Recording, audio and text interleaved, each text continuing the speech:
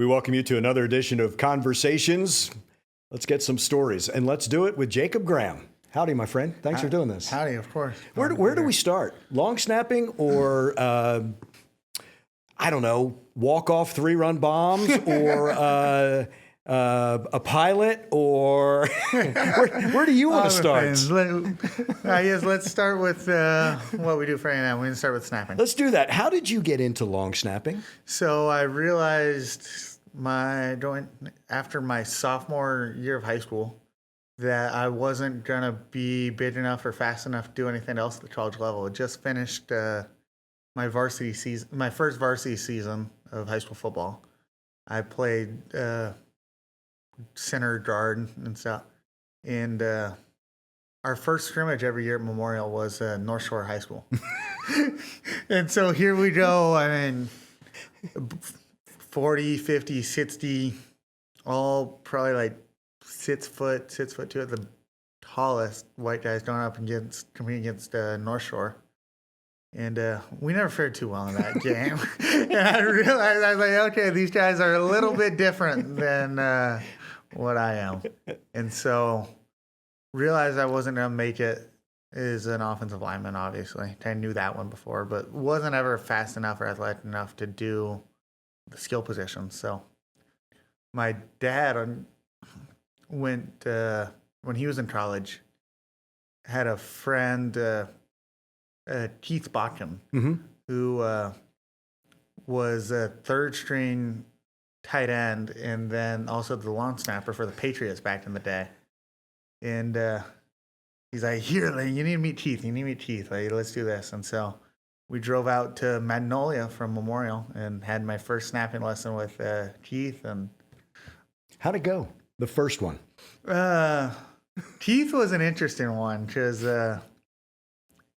he was kind of in that era before snappers were truly specialized into pure snapping, all right? He was a tight end first in the NFL. And so he never trained it. He was at Arkansas State, I believe. I might be getting that wrong. But it was one of those deals, their snapper got hurt, and the coaches were like, okay, who can snap? And so they just got a bunch of people out there and started snapping. And Keith was just one of those that picked up the ball and threw it, and it zipped. So he's like, just take the ball, turn your wrist, and throw it. And that was all his advice he had for me. So we found someone else. We found Nick Gatto out of Klein, who's been great. He works with me, working with my brother. He's worked with a lot of our specialists here. Yeah. And he's been great, and he's really the one who taught me how to snap. But, yeah, that first lesson was just, hey, just take it and throw it. He's like, I don't know what to do. I did it well. For you and long snappers in general, someone like Nick, can they be like a swing coach in golf and kind of let you know if, or can he see something might be a little off, or do you go to him to trust and just maybe just make it even better? For sure. And I think the snapping world, I always say you can get pretty decent at it. Snapping specifically, it's different with the other specialist groups because he coaches all three specialists. But I think snapping specifically, you can get pretty decent at it in the first 3 weeks of doing it. And that last 5%, that's what takes a long time to develop. But I think you can get pretty good in those first 3 weeks. And he's great at really getting that first 95% done. And then the last 5%, it's just going back and you start playing off each other and what works for you. And he's really good about, you go to so many of these national long snapping groups and they want to turn everyone into the same person. Gotcha. And so what they do a great job of is what works for you might not work for the next guy, and really being able to be collaborative with that. They've done a great job. Not too long ago, you would have your long snapper and your short snapper, but you do both. Is there a different technique? Yes and no. I'd say for short snapping, it's all arms. Gotcha. And so this is where there is some different people think different things. And this is also where you really want to get in the weeds of the long snapping specialist world. It starts off the difference between college and NFL rules. So NFL, no one, like, it's all that tight, condensed punch because no one can release down the field until after the ball's punted or it's a legal man downfield. So in the NFL, you have to snap and block all the time. And so, but in college, you could release theoretically if you're like a snap and release team. You have snap and block teams, snap and release teams. And so these high school guys, again, in college, they teach use your legs as much as you can. You want to get into this leg lock and stuff. And it puts you in a not very athletic position. And so I've never been a huge use your legs guy. So I don't use my legs a ton. I kind of just throw the ball as hard as I can. And like your legs are naturally going to come with it a little bit.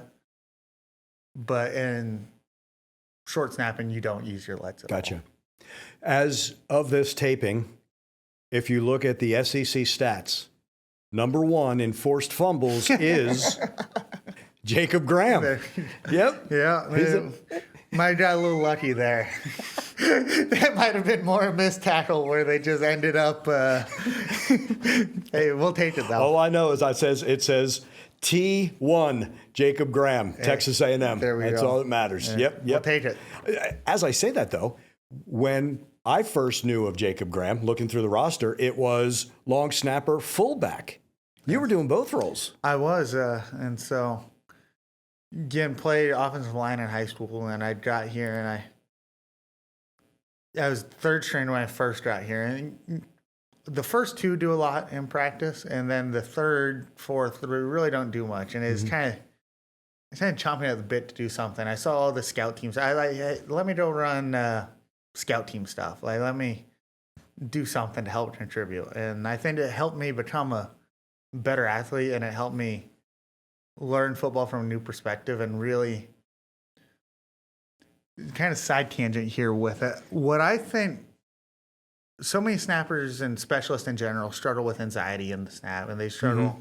They made it a lot like relievers. I always say specialists are a lot more like a reliever than they are a traditional football player.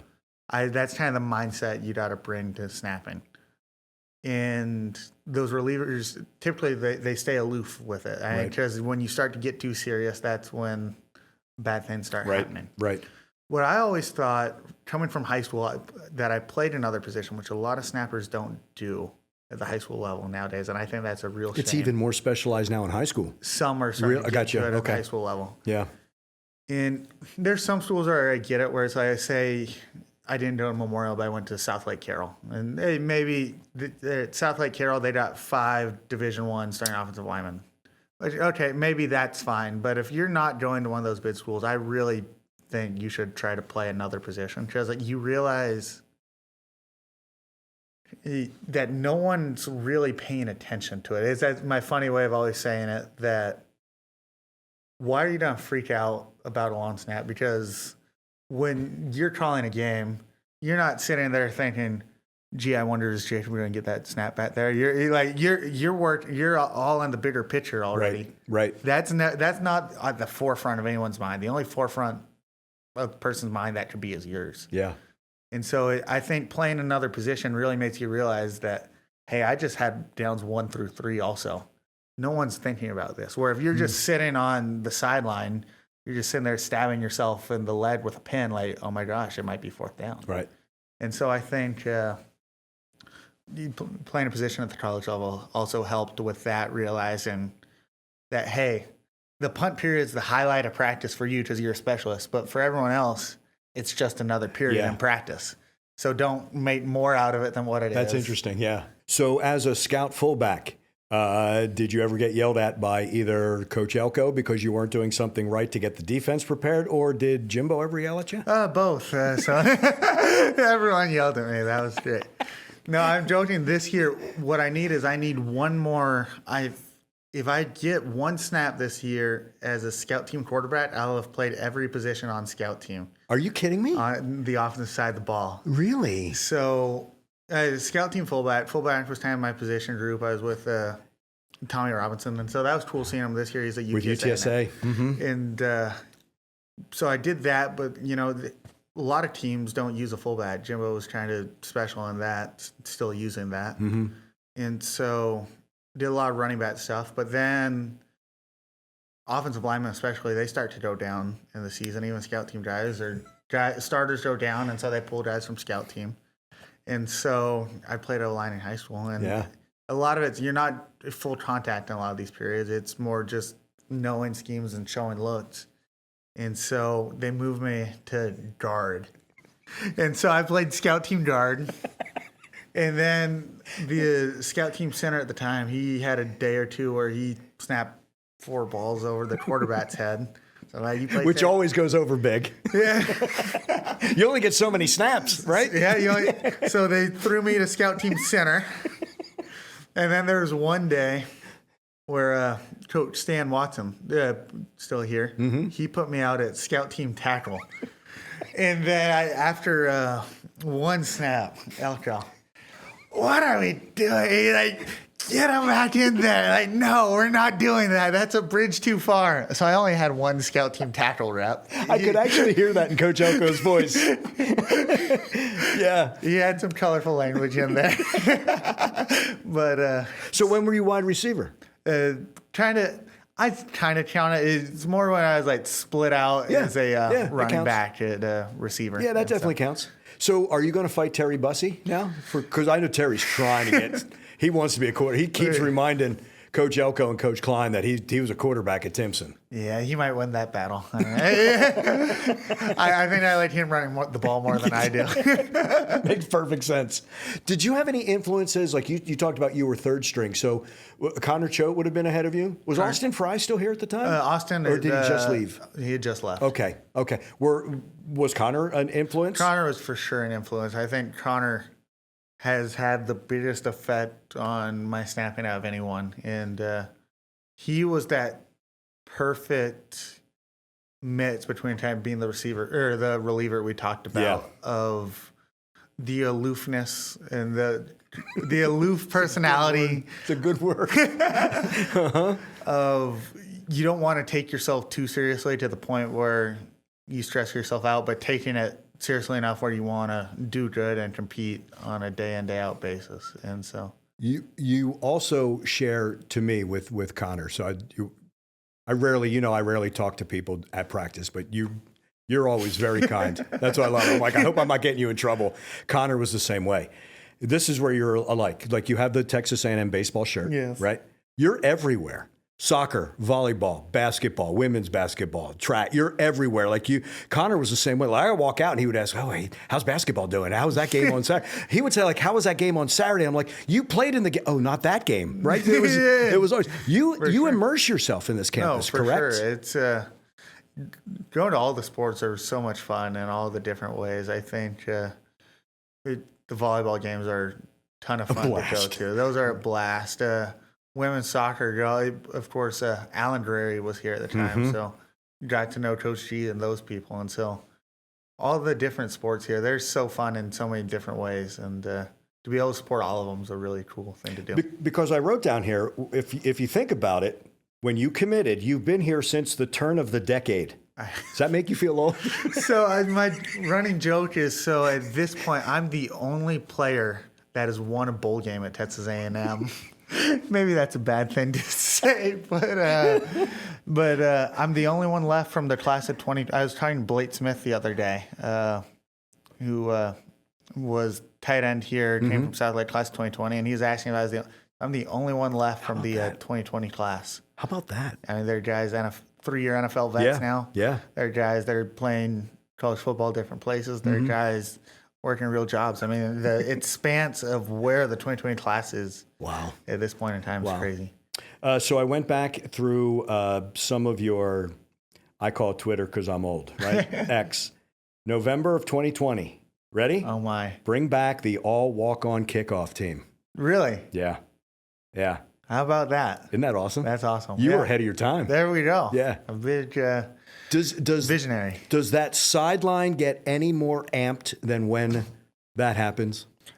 I was talking about it the other day. I think that's one of the, by far one of the most fun things to watch. And I think I try to stay outside of the emotions of the game and kind of just let whatever happens in the game. So you kind of stay in your own world and that, so every punt snap's the same. But traditionally when the walk-on kickoff comes at the end of the game when we're up, that's something where it's like, okay, we're going to win this game. That's something you can just really enjoy. I think those have been the most fun moments I've watched. Yeah. And nothing beats that first one, though. That first time we did it against Abilene Christian. Oh, you're talking with Sam. With Elijah did Sam, it. Yeah. That was a cool one to watch. That was very cool. That was right. And to me, it absolutely encapsulated what this place meant to Elijah. And I know it wasn't an easy role, but and you could just see the buy-in. But I mean, the first thing I look at is the sidelines. That joy for one another is incredible. Oh, incredible. Yeah, incredible. And maybe and the kid fair caught it. I know. You can't fair catch when the Well, maybe we can put a little cut up here. So, but Alex Zettler's arm from that thing one time. Have you seen the photo of that? Yes. Yes. They talked about putting it on the line there. Absolutely. I was like, that's. It was he forced a this big after the game. Ended up in the ER 6 hours after the game. Z something else now. He's crazy. The personalities and Sam, getting to know Sam Matthews, and again, we sat down with Nana and what it means to them to be 12th man, but to have Nana make the tackle earlier this season, to have Wesley Watson, the connection to A&M as well. And I asked Coach, I said, well, did you on purpose squib it? And he was being very coy, like maybe I did, but again, Coach Elko gets what it means here at Texas A&M, correct? For sure. And I think that's something really great about when he first came in is that he'd been here before. He understands what it's like here. And so, I mean, I played on his scout team for 2 years. Mm-hmm. So, I mean, he came in and we already had that connection. And it's just, all right, let's go. Yeah. So that was, for as hard as all transitions are, that was about the easiest transition it could be. It really was. And yet he comes back as head coach as opposed to DC, right? So, I don't want to say he had respect while he was here, but it is a new role and he had the success. But to me, you have to get all of Texas A&M. Obviously, he gets his program, but he's another one. When he was here, he embraced all of it, but he really gets everything that goes with it. So you guys are out in the community. That's important to him, and it's got to be the entire university, not just in our complex. No, being the head coach of the defense and being the head coach of the entire program is a very different role, and he's done a great job stepping into being the head coach of the whole program and really being that.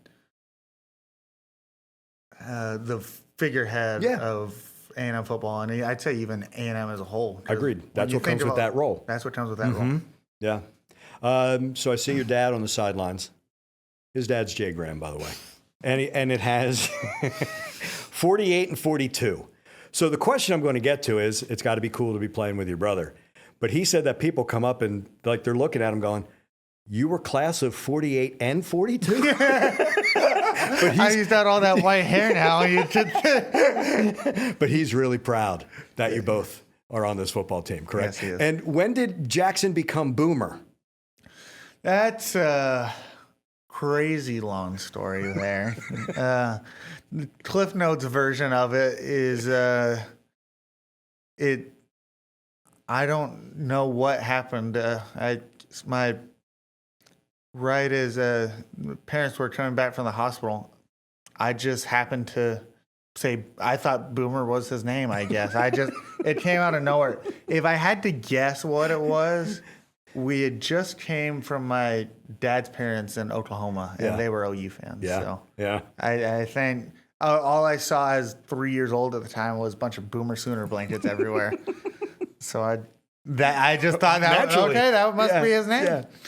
Your grandfather, by the way, is everywhere. I love seeing him, whether it's Aggie football hour at Rudy's or he's just everywhere. He loves doing it all, and he's fully thrown himself into A&M culture and the Buffalo Farm, and we're getting the Barrel Barn out there now, and so he's getting into that.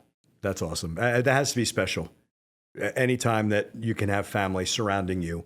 And get to celebrate your success, correct? For sure. To have the amount of people that we have come out every week to come support is always been cool. If I say that Jacob is flying out there, it will normally be in a football reference. When did you get into flying and being a pilot? My first flight would have been in May of 24. Really? 24. So not long ago. Yeah. And so my mom's always been terrified of flying. I've always loved it. Yeah. And so she's always told my dad that he's never allowed to fly. So I kind of assumed that stood for me also. So I never did it. And then one day I kind of heard her in the background that like she wouldn't be mad if I did it. And so I heard that. Didn't tell her I was flying. We waited on that.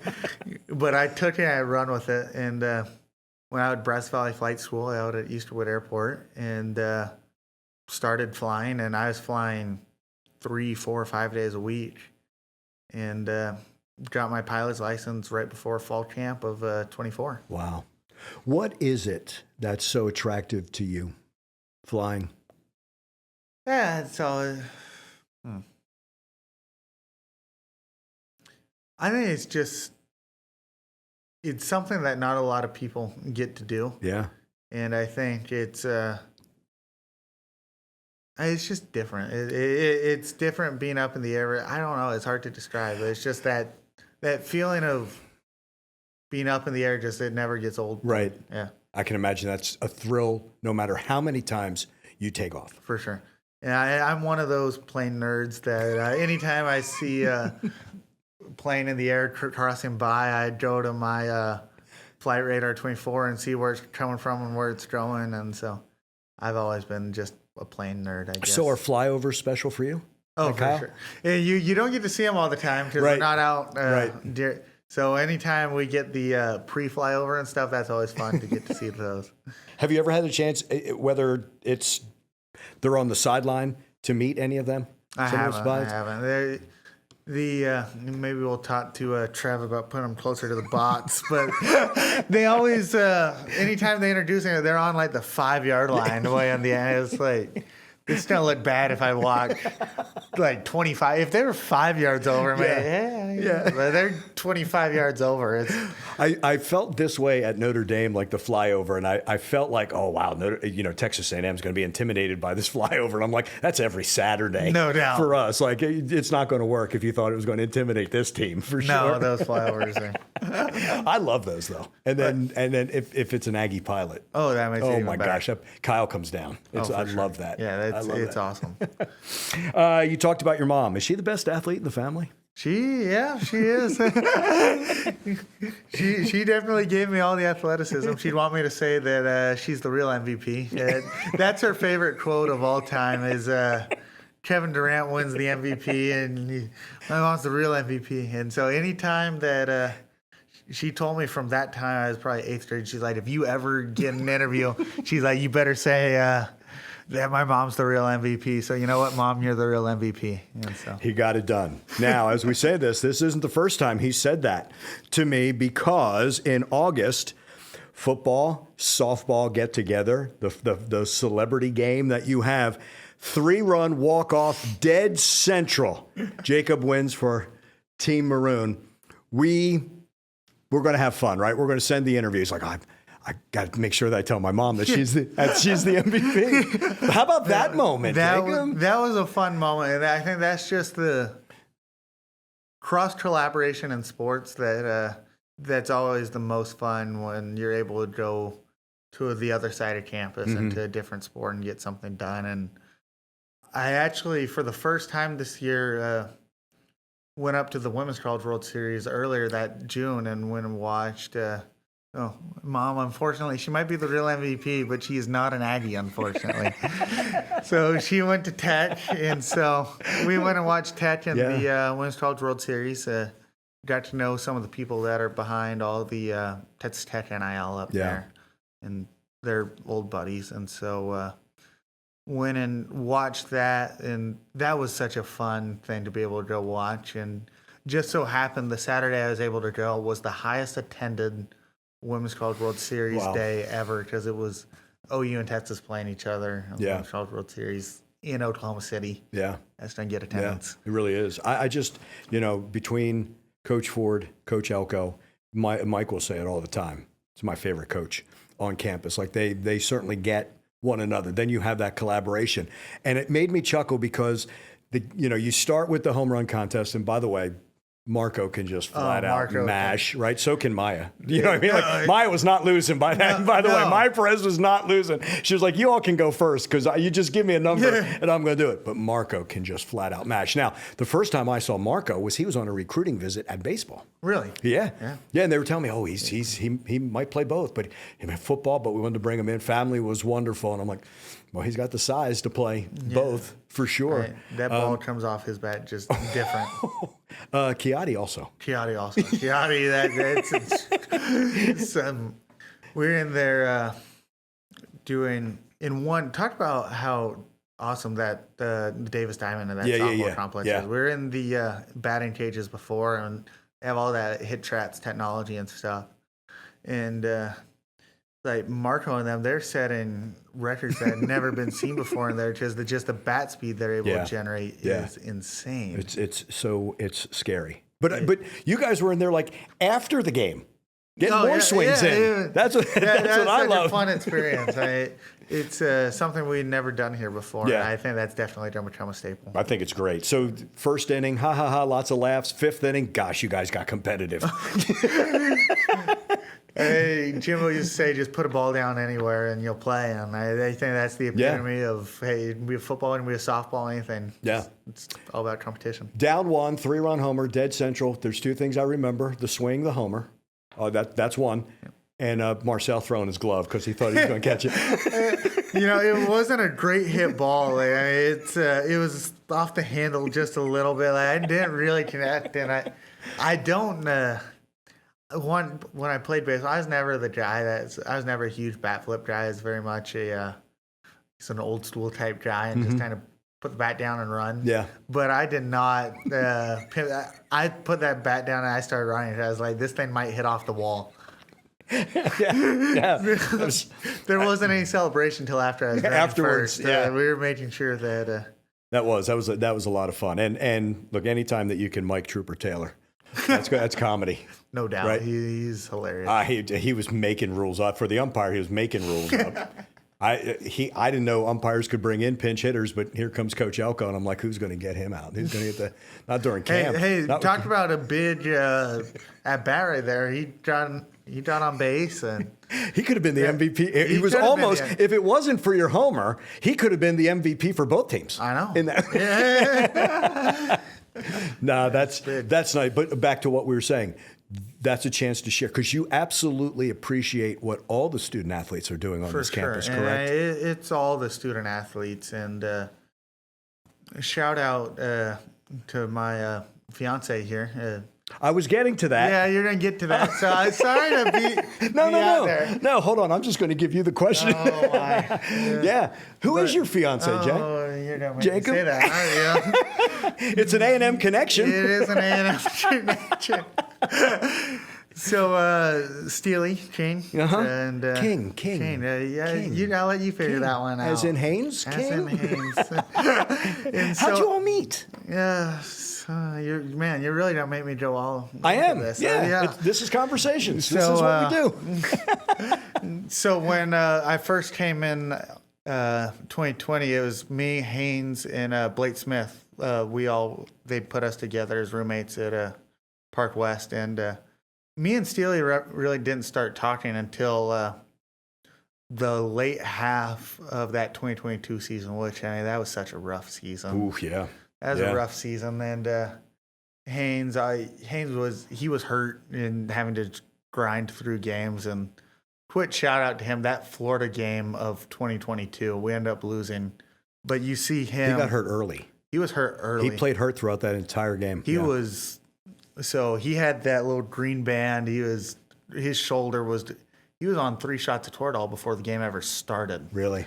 And wow. they pretty much maxed him out on the painkillers before that game ever started.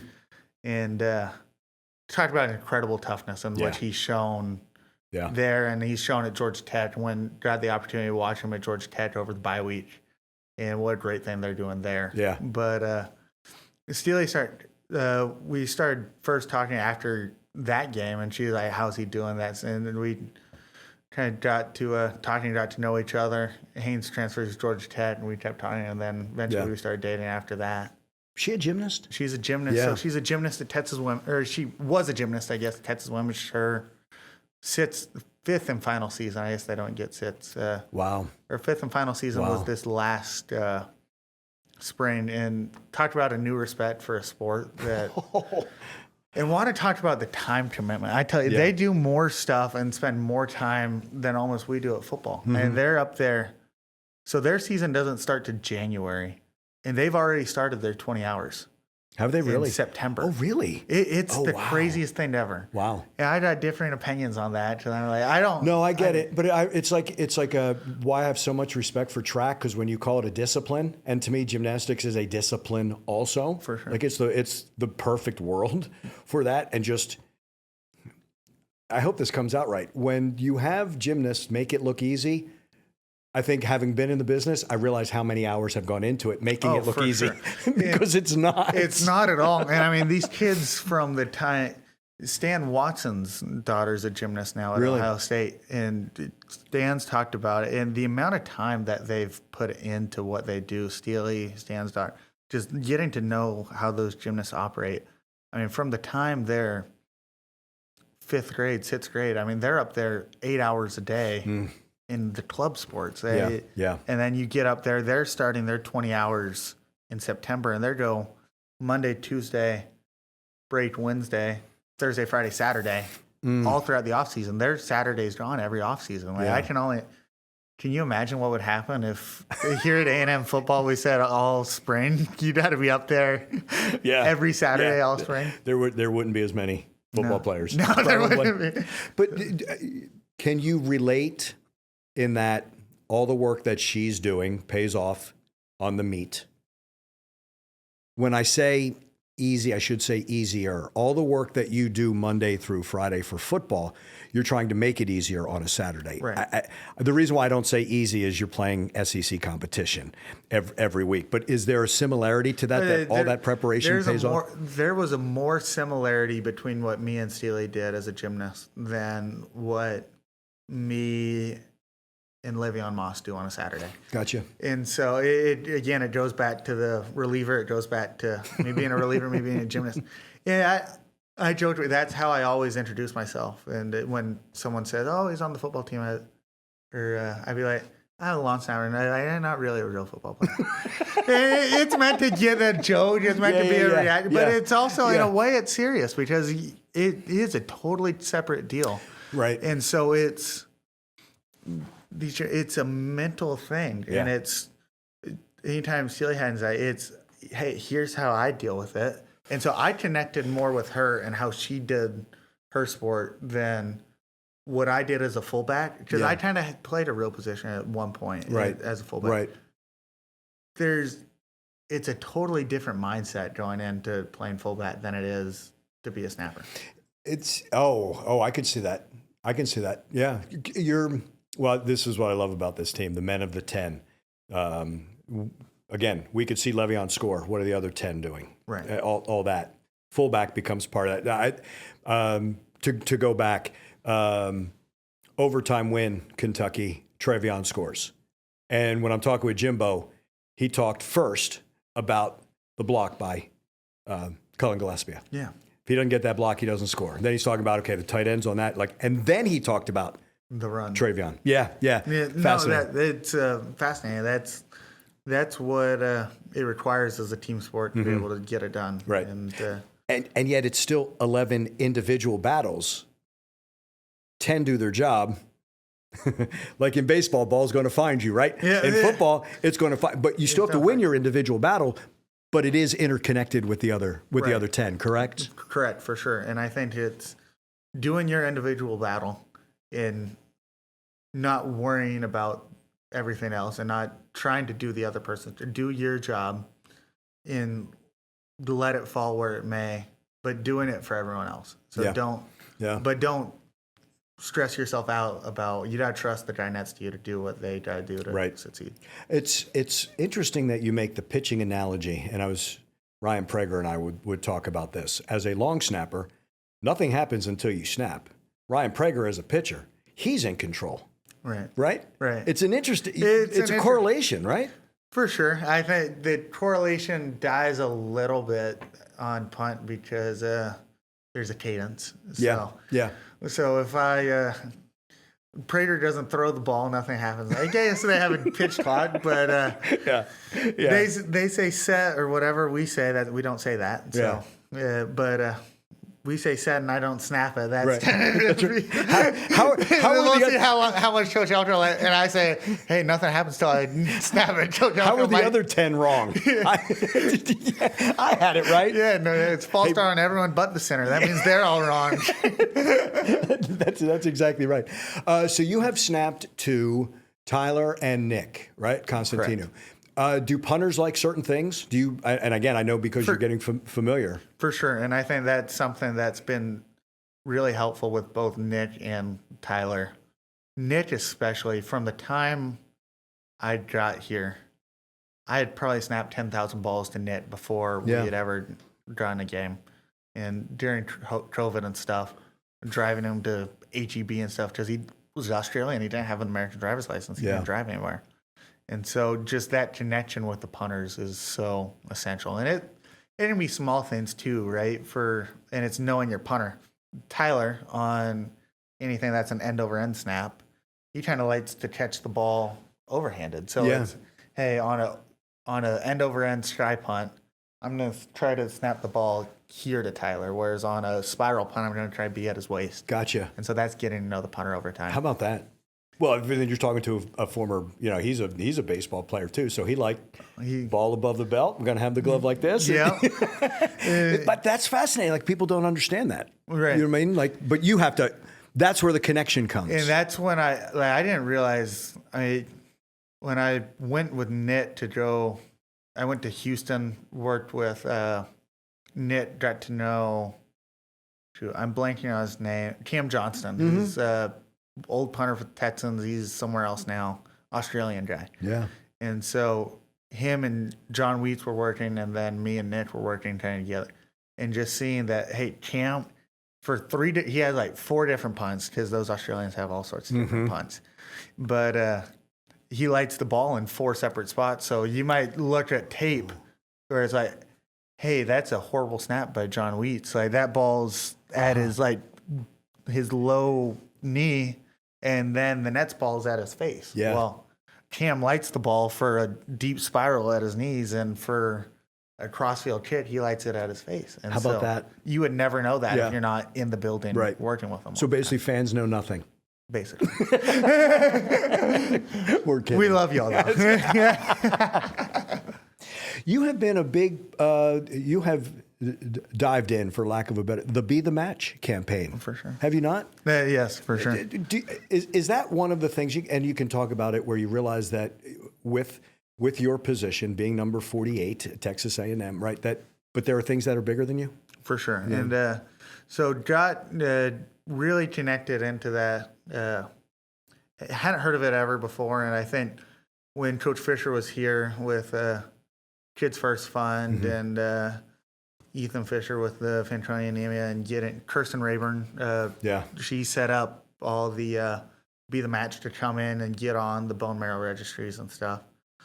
And I've actually matched twice now, and so really, the first time I matched, Coach Fisher was still here, and so we run through start the testing and stuff, and I think something happened where the donation got called off. Gotcha. So that was unfortunate to have to happen, but got a call again this past spring. Wow. That, hey, you've matched a second time. Wow. With someone. That's pretty big odds. Is it not? That's awesome. It was real cool. It was they don't give you all the information, but it was an older lady with a rare blood cancer type deal, and hey, they need a complete bone marrow transplant. And so they'd come in, do the physicals, do some blood work, and And then it was talked about a convenient organization, and they do a great job. They have to you get some injections the week before the donation to like up your stem cell counts. Yeah. Because you're given that. And there was a home health nurse that came in the 5 days before and came, give you a quick shot, and then you just went about your day. And then the bone marrow transplant was in Houston. Wow. They paid for your hotel and everything down there. And great organization that's really shows how something so small can be so huge, and that it's what did I do really? I had someone come give some shots, and I gave a bag of blood. It truly was nothing, but for that other person, how big it is, it shows how something so small can be so big. Understand how I ask this. Then 4th and 1 isn't that big. For sure. Right? For sure. You realize, again, you enjoy playing the game. You enjoy it. But for that woman, that's her whole life, right? Right. That's the greatest assist you can give. For sure. And it's not making too big a moment out of anything here. Right. Because it's, at the end of the day, it's not. Yeah. Yeah. When you bring up Coach Fisher, how many times did you hear it's not a problem till it's a problem? It's not a problem till it's see a little, see a lot, see nothing. Yeah. I said this that when they added him to the ACC huddle that he was going to, I was like, he's going to be great. He was doing something on Sirius XM, right? I'm like, he's going to be great. Like, hey, y'all need a host. We've done some shows together. He can talk, and that's yeah. And when he talks ball, though, it's awesome.